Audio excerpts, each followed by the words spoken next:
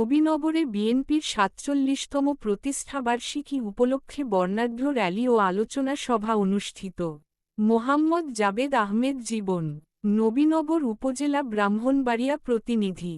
ব্রাহ্মণবাড়িয়ার নবীনগরে বাংলাদেশ জাতীয়তাবাদী দল বিএনপির ৪৭তম প্রতিষ্ঠাবার্ষিকী উদযাপন উপলক্ষে উপজেলা ও পৌর বিএনপি এবং অঙ্গ ও সহযোগী সংগঠনের উদ্যোগে বুধবার ৩রা সেপ্টেম্বর আনন্দ র্যালি ও আলোচনা সভার আয়োজন করা হয়।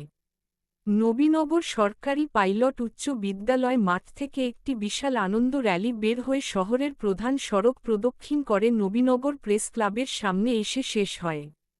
র্যালিতে বিএনপির নেতা কর্মী ও সমর্থকেরা ব্যানার, ফেস্টুন ও দলীয় পতাকা নিয়ে ব্যাপক উৎসাহ উদ্দীপনার মধ্য দিয়ে অংশ নেন।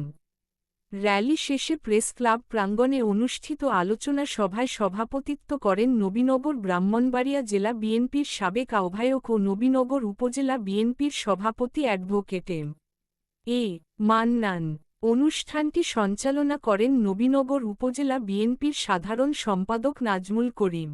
আলোচনা সভায় বক্তব্য রাখেন বিএনপি কেন্দ্রীয় নির্বাহী কমিটির অন্যতম সদস্য তকদির হোসেন জসিম, সালাউদ্দিন ভূঁইয়া শিশির, বিএনপি আইনজীবী ফোরামের সহ সভাপতি আব্দুল মতিন, কৃষক দলের কেন্দ্রীয় কমিটির সহ সাধারণ সম্পাদক কে এম মামুন অর রশিদ, ব্রাহ্মণবাড়িয়া জেলা বিএনপির সদস্য মাসুদুল ইসলাম মাসুদ, উপজেলা বিএনপির সাংগঠনিক সম্পাদক আশরাফ হোসেন রাজু, দেলোয়ার হোসেন সোহেল, পৌর বিএনপির সাধারণ সম্পাদক মোহাম্মদ মাসুদ রানা, উপজেলা কৃষক দলের সাধারণ সম্পাদক আনোয়ার হোসেন, উপজেলা বিএনপির যুব বিষয়ক সম্পাদক উপজেলা শ্রমিক দলের সভাপতি পদপ্রার্থী মোহাম্মদ জাবেদুল ইসলাম, জাবেদ অন্যান্য নেতৃবৃন্দ।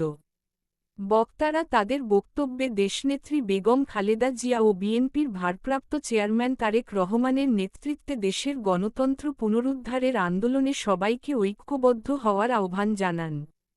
তারা বলেন, গণতন্ত্র, ন্যায়বিচার ও জনগণের অধিকার প্রতিষ্ঠার এই সংগ্রামে বিএনপির প্রতিটি নেতাকর্মীকে সক্রিয় ভূমিকা রাখতে হবে। অনুষ্ঠানে স্থানীয় বিএনপি ও সহযোগী সংগঠনের বিপুল সংখ্যক নেতাকর্মীর অংশগ্রহণ করেন।